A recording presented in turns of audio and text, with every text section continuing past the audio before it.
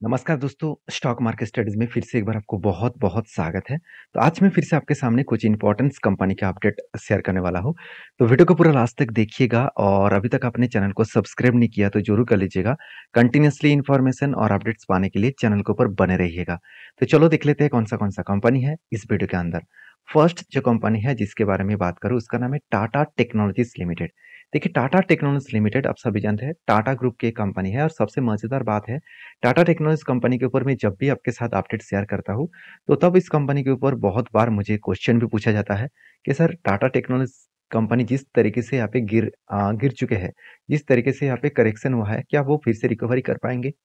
मैं आपको एक चीज़ बता दूँ, कोई भी कंपनी के ऊपर, सिर्फ़ इसके ऊपर नहीं, कोई भी कंपनी के ऊपर जब आईपीओ आते हैं, तो उस आईपीओ अगर लिस्टिंग गेन आपको आपको धमाका दिखे, मान के चलिए 50 का प्राइस था और लिस्टिंग गेन देखने को मिल गया 80 वो और 100 में, मतलब पैसा डबल कर दिया।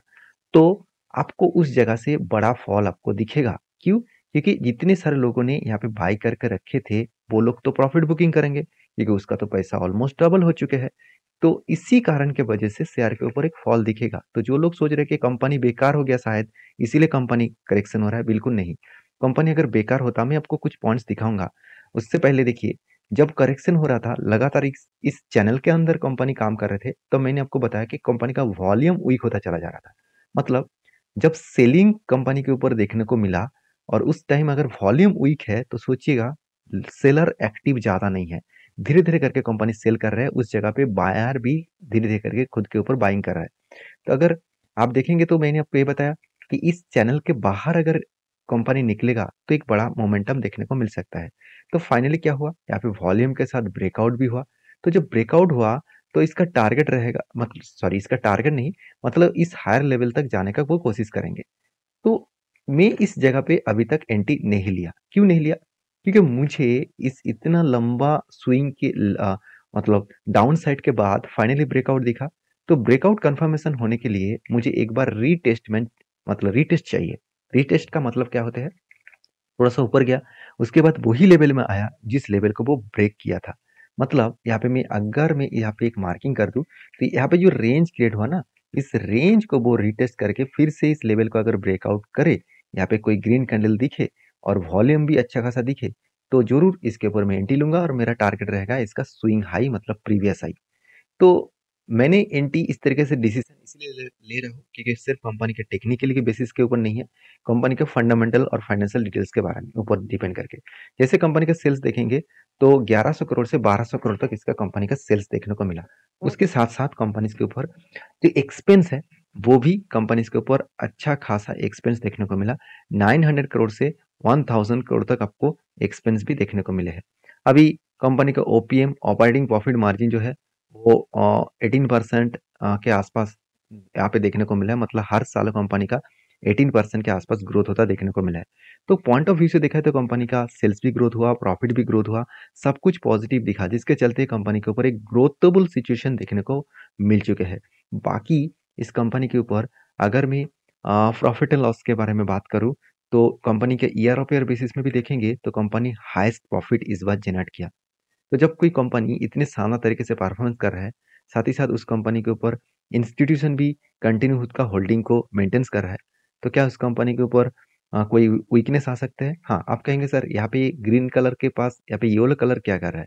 तो प्रोमोटर के पास जो होल्डिंग है 59% उनमें से 100% शेयर लॉकिंग है। अभी लॉकिंग क्या होते हैं?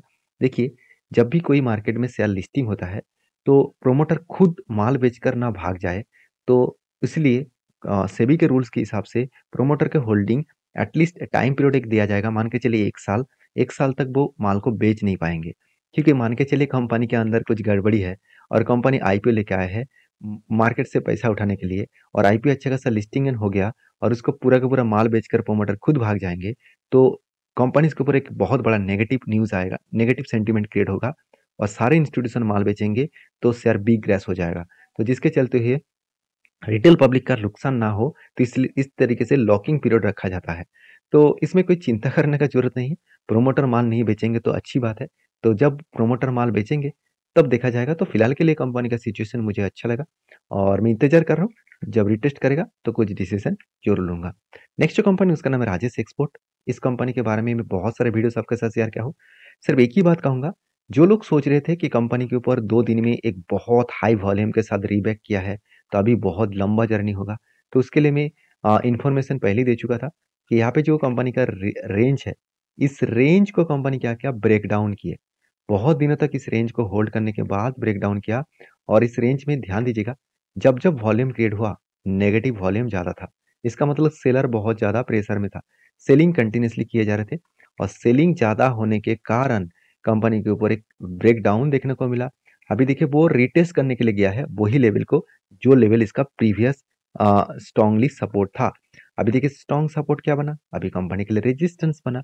तो रेजिस्टेंस में किस तरीके से कैंडल बन रहा है, कुछ इस तरीके से कैंडल बन रहा है, इसको कहा जाता है शूटिंग स्टार कैंडल।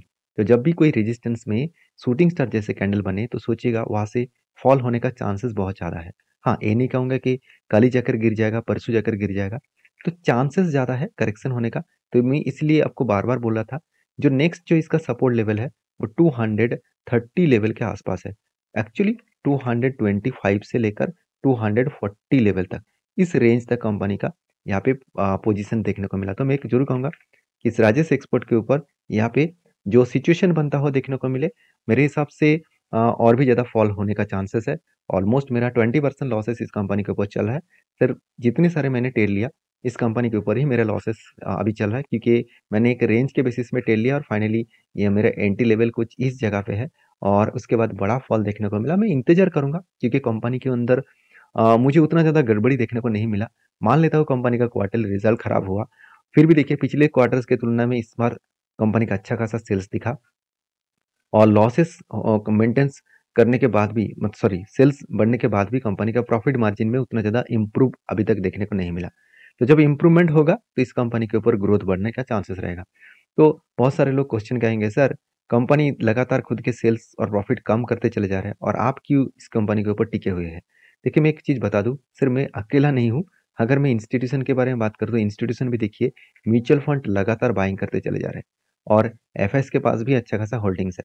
जब इंस्टीट्यूशन इस कंपनी के ऊपर भरोसा कर रहे हैं, प्रमोटर खुद भरोसा कर रहा है, और तो मैं क्यों ना करूं, क्योंकि कंपनी इंडिया के नहीं वर्ल्ड के 30% मार्केट शेयर अकेला लेके रखे है और वो भी गोल्ड माइनिंग के ऊपर। तो बाकी हर किसी का अलग अलग ओपिनियन होता है, मेरे ओपिनियन आपके साथ शेयर किया हूँ, आपके कुछ ओपिनियन हो सकते हैं, जरूर मुझे कमेंट्स करके बताइए। और हाँ, मेरे वीडियो में सारी चीज़ आपको एजुकेशन पर्पस में दिया जा रहा है, ऐसे नहीं कि मैं आपको बोल रहा हूँ कि आप यहाँ पे सेलिंग होगा आप एग्जिट कर लीजिए। देखिए ये आपकी डिसीजन है, मेरे डिसीजन मैं आपके साथ शेयर कर रहा हूँ, आपका डिसीजन आपके हिसाब से लेना चाहिए। और नेक्स्ट जो कंपनी उसके नाम के बारे में बात करूँ, उसका नाम है ट्रेंट लिमिटेड। देखिए ट्रेंट लिमिटेड के बारे में बात करूँ तो ट्रेंट लिमिटेड एक ऐसे लिमिटेड कंपनी है जो टाटा ग्रुप की कंपनी है और लगातार कंपनी का धमाका परफॉर्मेंस देखने को मिला।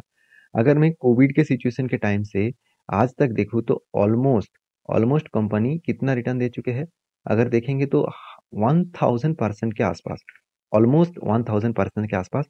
इसका मतलब आपका फंड 10 टाइम्स कंपनी कर चुके हैं कोविड के बाद। एक अलग लेवल का कंपनी है ट्रेंड और कंपनी धमाका परफॉर्मेंस किया, यहाँ पे एक रेंज गेट किया और ब्रेकआउट किया। और मैंने आपको बताया कि ब्रेकआउट होने के बाद कोई भी रेंज बनने के बाद अगर ब्रेकआउट होता है तो जो मैं टारगेट तक कंटिन्यू करता हूँ, तो ऑब्वियसली एक बड़ा टारगेट लेकर चल रहा हूँ, तो देखा जाएगा कहाँ तक वो जा सकते हैं। तो मेरे हिसाब से यहाँ पे फिर से एक रेंज क्रिएट होने वाला है, जिस तरीके से यहाँ पे होल्ड कर रहा है उसको ब्रेकआउट करेगा तो फिर से एक बड़ा मोमेंटम देखने को मिल सकता है। बाकी आपके क्या ओपिनियन है जरूर मुझे कमेंट्स करके बताना और वीडियो में अगर जानकारी अच्छा मिले तो प्लीज़ लाइक भी करना। और हाँ, इस कंपनी के ऊपर मैंने इसी बेसिस में ट्रेड लिया क्योंकि कंपनी की जो हालत है अभी सिचुएशन वाइज बात करूँ तो सेल्स इस बार बढ़ता हुआ देखने को मिले, एक्सपेंस कंट्रोल कंट्रोल होने के बाद नेट प्रॉफिट 155 करोड़ से 350 करोड़ के ऊपर देखने को मिला। तो बेस्ट तरीके से यहाँ पे रिजल्ट देखने को मिले हैं और उसी बेसिस में इन्वेस्टर भी इस कंपनी के ऊपर अच्छा खासा होल्डिंग्स करके रखे हैं, चाहे वो म्यूचुअल फंड हो, चाहे एफआईएस हो, चाहे पब्लिक हो। तो आपके क्या डिसीजन है इस कंपनी के ऊपर कमेंट्स करके बता सकते हैं। नेक्स्ट जो कंपनी उसका नाम है टाइगर लॉजिस्टिक लिमिटेड। जो कंपनी एक धमाका परफॉर्मेंस किया, सिर्फ कंपनी का प्राइस 350 में था, आज 800 के ऊपर चल रहा है। इसके चलते कंपनी के स्प्लिट के अनाउंसमेंट हो चुके हैं, हर एक के बदले 10 शेयर आपको मिलेगा और वो भी 4 मार्च में। तो ये था कुछ कंपनीज का अपडेट। जानकारी अच्छा लगे तो प्लीज़ एक लाइक कर देना और दोस्तों के साथ भी शेयर कर देना। मिलते हैं नेक्स्ट वीडियो में, तब तक के लिए धन्यवाद।